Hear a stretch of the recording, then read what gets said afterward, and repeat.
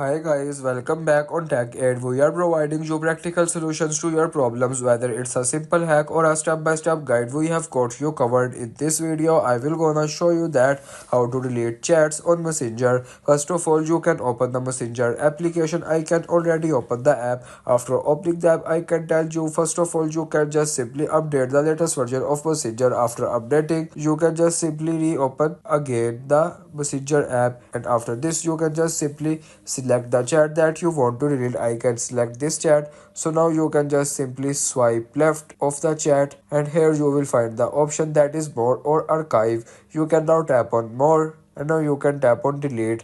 This is the one method to delete chats on Messenger, and the other method is you can just simply hold on the chat, and now you will find the option delete, and this is the way you can delete chat on Messenger. If you want to keep your online activity private and access to restricted contents like I do, trying using a VPN. It's secure, easy to use, and makes our browsing safer. The link to buy is in the description below. If this tutorial helped, don't forget to like the video and subscribe for more practical solutions. Got questions or need extra help, drop a comment below and we will be happy to assist. See you in the next one. Thanks for watching.